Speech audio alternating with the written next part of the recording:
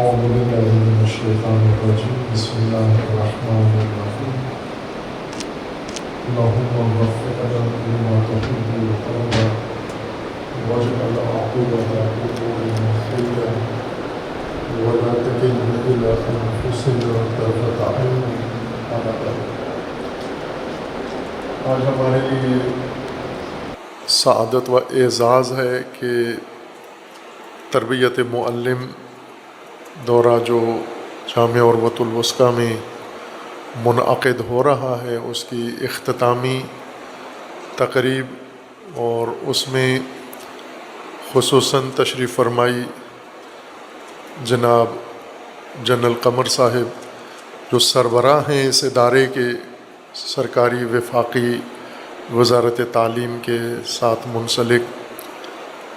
جو مدارس کی رہنمائی کر رہے ہیں، اور اسی طرح ان کے ہمراہ ان کی اہلیہ محترمہ اور ان کا دیگر سٹاف، خصوصاً Lahore D G R E کے ڈائریکٹر، اور اسی طرح جناب میڈم یاسمین صاحبہ اور سیماب صاحبہ جو ظاہراً آئی ٹی کی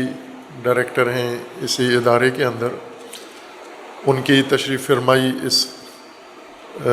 اختتامیہ میں اور تقریب تقسیم اسناد میں ہمارے لیے اعزاز ہے۔ میں خوش آمدید کہتا ہوں اپنے معزز مہمانوں کو، اور اسی طرح جناب میر صاحب جو منہاج اور نظام المدارس وفاق کے ناظم اعلیٰ ہیں، انہیں بھی تشریف فرمائی پر خوش آمدید کہتا ہوں، اور اسی طرح تمام اساتید، معلمین اور معلمات جو ملک بھر سے تشریف لائے ہیں۔ کچھ وہ ہیں جو مجمع المدارس کے مدارس کی تدریس کر رہے ہیں، مدیریت کر رہے ہیں، اور کچھ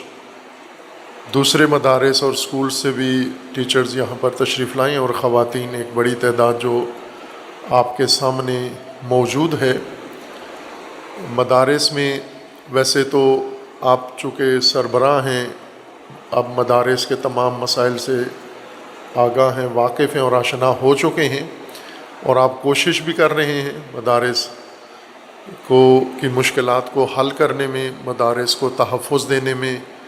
مدارس کے بارے میں جو غلط فہمیاں ہمارے معاشرے اور میڈیا میں ہے اس کو اصلاح کرنے میں آپ کوشاں ہیں۔ ہم آپ کی توفیق اور کامیابی کے لیے اللہ سے دعا گو ہیں۔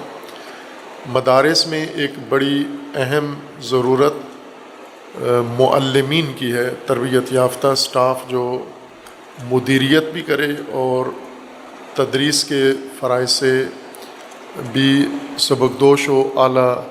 مہارتوں کے ساتھ یہ فریضہ انجام دے۔ ہمارے ملک میں دو نظام تعلیم رائج ہیں، اور ایک عصری تعلیم جو کالجوں یونیورسٹیوں میں پڑھائی جا رہی ہے، اور ایک دینی تعلیم اس بورڈ اور ٹائٹل کے تحت جو مدارس میں دی جا رہی ہے، اور دونوں سلسلے بنیادی مشکلات کا شکار ہیں۔ ہم اگر عصری تعلیم کو دیکھیں تو دنیا کے معتبر یونیورسٹیوں کالجوں میں ہمارا کوئی ادارہ شمار نہیں ہوتا۔ سالانہ سروے ہوتا ہے عالمی اداروں کا، تعلیمی اداروں کا،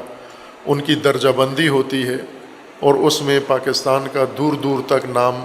نہیں ہوتا۔ تو یہ کمزوری ہے ان اداروں کی، اور اس کی ایک بنیادی وجہ یہ ہے کہ پاکستان کے بجٹ میں سب سے کم مقدار بجٹ کی تعلیم کے لیے رکھی جاتی ہے، اور تعلیم دوسری آفت تعلیم پر یہ نازل ہوئی ہے کہ عصری تعلیم مکمل طور پر تجارت بن گئی ہے، کمرشل ہے، اور تجارتی مقاصد کے لیے انجام دی جاتی ہے۔ اور پھر جب تعلیم میں کمزوری رہ جاتی ہے، وہ سماج پر اثر انداز ہوتی ہے، نظام پر اثر انداز ہوتی ہے، قوم پر اثر انداز ہوتی ہے۔ تو آج ہم اپنے نظام میں جو مشکلات دیکھ رہے ہیں، سیاسی نظام میں، معیشتی نظام میں، امن و امان کے لحاظ سے، تو اس کی جڑیں تعلیم کے اندر ہیں، چونکہ تعلیم کا فریضہ احسن طریقے سے انجام نہیں پا رہا۔ دینی تعلیم بھی ایسا ہی ہے کہ اگر دینی تعلیم اپنے معیاروں کے مطابق انجام دی جائے تو مذہبی جو اس وقت ملک کے اندر ایک فرقہ وارانہ فضا ہے یہ نہ ہوتی، اس کے بجائے تحقیقی فضا ہوتی اور یکجہتی کی فضا ہوتی اور آپس میں ایک اتحاد و اتفاق کی فضا ہوتی اور علوم کے فروغ کا یہ کام انجام پا رہا ہوتا۔ لیکن ابھی مسلکی اور فرقی کی بنیاد پر تعلیم دی جاتی ہے، علوم محور کم ہیں، فرقہ محور ہے زیادہ، اور اسی طرح دین محور کم ہے اور مسلک اور فرقہ دین کی جگہ بیٹھ گیا ہے، اور اس تعلیم نے مزید آگے دوریاں پیدا کر دی ہیں۔ تو دونوں نظام تعلیم اصلاح کے محتاج ہیں، اور اصلاح اگر ہم مطالبہ بنا کر دوسروں سے کریں تو کم ہوتی ہے، اگر خود اپنی اصلاح کا بیڑا خود اٹھا لیں تو آسان ہو جاتا ہے۔ جیسا دین کا فریضہ ہے انفرادی اور شخصی اصلاح کہ آپ اپنا محاسبہ بھی خود کریں اور اپنی اصلاح بھی خود کریں، اپنی تربیت اور اپنا تزکیہ خود کریں ہم، اور یہی قومی اور سماجی بنیاد بھی ہے کہ ہم خود بھی اپنا محاسبہ کریں اور خود اپنا تزکیہ کریں اور تطہیر کریں۔ اور اسی کے پیش نظر ہم نے تعلیم، دینی تعلیم کو کم از کم، اب جس کا ایک شعبہ چھوٹا سا ایک مجموعہ ہمارے اختیار میں ہے جامعہ عروۃ الوثقیٰ، اور اس سے منسلک مدارس اور مجمع المدارس تعلیم الکتاب والحکمہ، اور اس کے تحت جتنے مدارس آتے ہیں تو وہاں ہم کر سکتے ہیں۔ تو ہم نے ضروری یہ سمجھا ہے کہ جب تک ہمارے معلمین